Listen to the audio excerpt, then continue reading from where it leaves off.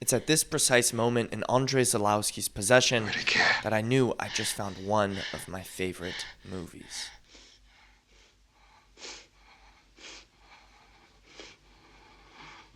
Possession is a movie which hinges on the back of its committed, unorthodox, and terrifying performances. The way its characters move, speak, scream, fight, spiral. It's a film where the acting is the horror.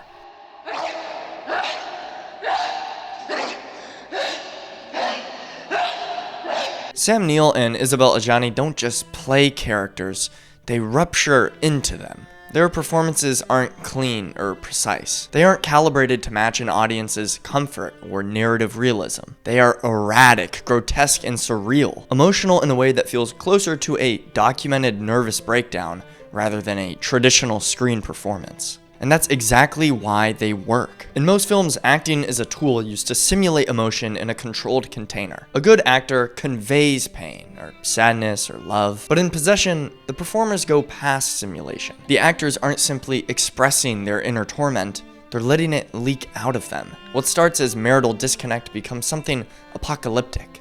And the actors take that journey physically. Sam Neill begins the film grounded. He plays Mark like a bitter, tired husband. A man scorned, clinging to order and masculine control. But as the film fractures, so does his performance. The voice cracks, his posture slumps, his words unravel. His body becomes elastic, like he's trying to escape the role that he's been assigned. Isabelle Adjani's Anna, however, starts the film already in the process of possession. Her performance never really has a center. It's volatile and dangerous. By the time we get to the infamous subway scene, her deranged miscarriage of flesh, faith, and identity, we've seen her claw, slam, cry, seduce, dance, and scream with a level of total commitment that's almost uncomfortable to witness. It isn't overacting, it's expressionistic acting, pushed to the edge of collapse. And that's the key. Possession isn't grounded in naturalism, far from it. It doesn't want you to believe these characters are real people. It wants you to feel them as mythic forces, archetypes of repression, madness, gender, shame, and control. The acting doesn't just serve the plot, it is the plot. Possession is a film that understands something that many horror movies forget. Performances don't just support the horror, they generate it. Because the monster isn't scary because of the way it looks. It's scary because of the way others look when they see it. In horror, acting often takes the backseat to concept and the other formal elements that the movie is interested in. Sometimes a horror film can be distracted by its creepy makeup, scary sound design, shock cuts, gore, but the truth is, a horror film lives and dies by the credibility of its fear, and that starts, first and foremost, with the performer. Many typical horror movies don't demand Oscar-caliber performances.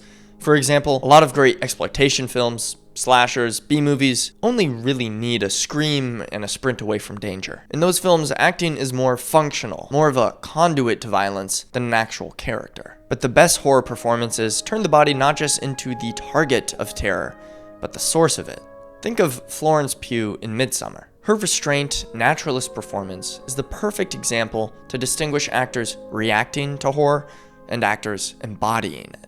Because of the believability and subtlety of her expressions, we're able to feel exactly how she does on screen. It makes the intensity of the fictional world that much more felt by the audience. Pugh's performance is a great example of naturalist acting. But what about the performances in Possession? For my money, they're just as terrifying and felt, but they're clearly operating on a completely different mode. It's the difference between naturalist and expressionist performances. Naturalism is all about internal realism. The actor is likely drawing upon something from their own emotional memory to simulate the emotion of the character. It's how we're able to get such subtle and intimate moments. This style is what most audiences come to expect when they sit down to watch a movie. Expressionistic acting, on the other hand, the kind featured in Possession, flips the method inside out. Instead of starting with subtle psychology and working outward, expressionist actors start with the exterior, with movement, sound, posture, rhythm, and they let that physicality conjure the emotion. It's exaggerated, theatrical, and deliberately unnatural. These performances don't simulate reality, they tear it apart. Another way to think about it, in expressionistic acting, it isn't about who the character is, but what they represent. This is why it's perfect for horror, especially horror that wants to get under your skin. In horror movies, if naturalist acting makes you empathize with the character, then expressionist acting makes you uncomfortable while watching them. This kind of acting is rare because, well, it's risky. It flirts with ridiculousness and maybe even comedy. But when it works, it unlocks something primal, and no genre needs that more than horror. So, Possession is a movie about the breakdown of a marriage. The film's narrative is deceptively simple. Mark returns home from a mysterious business trip to find that his wife, Anna, wants a divorce. She's been seeing someone else, a mystic, karate-loving hedonist named Heinrich, who's kind of my favorite character in the movie. Their son, Bob, is caught in the middle, but as Mark begins to spiral and try to reclaim control, Anna herself begins to drift further into madness. Then the detectives start showing up and dying. Then the creature appears, and the doubles show up. But to reduce Possession simply to a few plot points would be missing the point entirely. The plotting of Possession is the scaffold. What really happens in this movie can be seen within the faces and bodies of the performers. It's not just that the acting is big, it's that it feels like it's coming from a completely different cinematic world. Characters don't speak, they declare. There's nothing to fear except God. They don't argue, they perform war. Please don't make me force you. You can't stop me!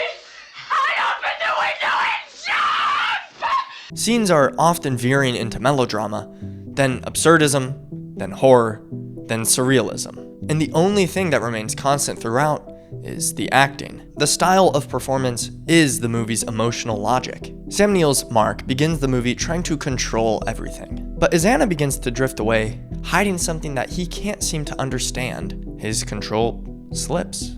This performance shift mirrors his character arc, a man who begins grounded in realism but descends into full-blown expressionism. He can't rationalize what's happening, and thus his acting stops trying to. His arc reflects the film's descent into madness. Ajani, on the other hand, never plays Anna as rational. She starts as a restrained expressionist, but keeps going until there's almost nothing natural to latch onto. Her most famous scene, the subway sequence, is a total breakdown of body and speech.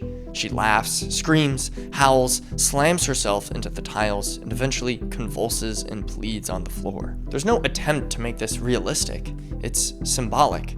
She is performing possession, and yet it communicates everything about what the character is going through. Pain, shame, repression, trauma, detachment from her own body. All of this is expressed not through plot, but through this one sustained, harrowing performance. It's as if we're watching an exorcism of not just a demon, but of her entire identity. But it's one thing for me to say that the performances in Possession are intense, but it's something else entirely to actually feel them.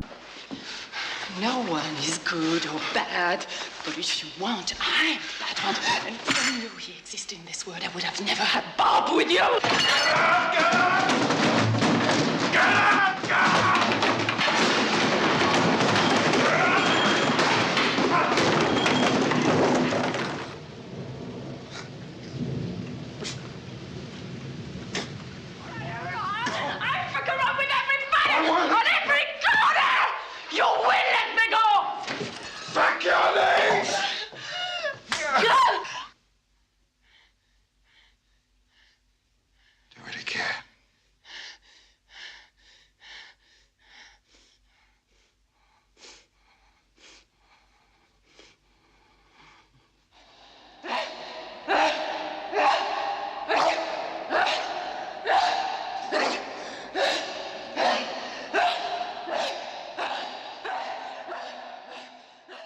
As the movie progresses, the performances get more and more disconnected from realism. And the two main performances work because they do throw away that stability.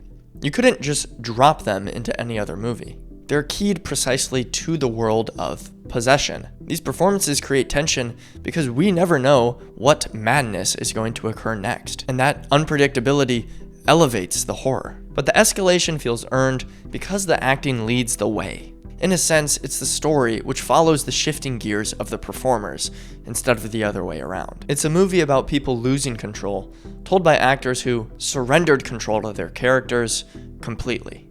It's easy to describe possession as weird or disturbing, but what's harder is to articulate exactly why it gets under your skin. It's not just the plot, it's not the images even, it's the actors. What they're doing isn't measured or even always coherent, but it's emotionally undeniable, and that's exactly what expressionist acting is.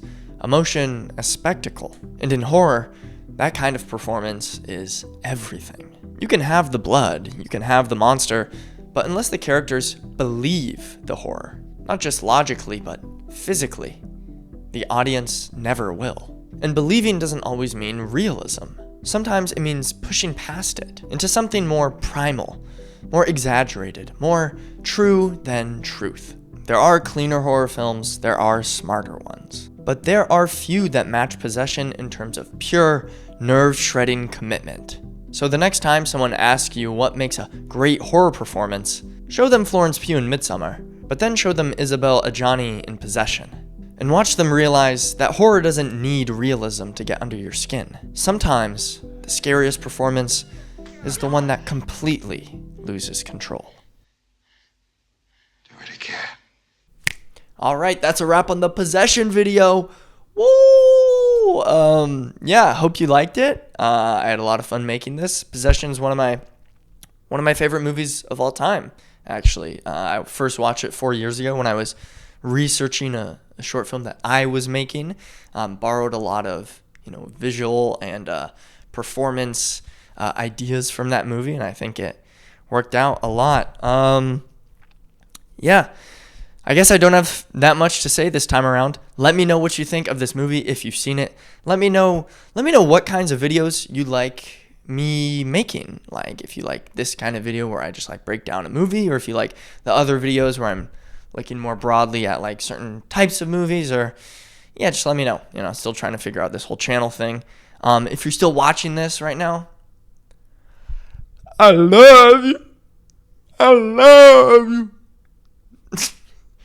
Anyway, if you can't tell, I'm very tired and caffeinated right now. Yeah. Anyway, peace out. Bye. Subscribe.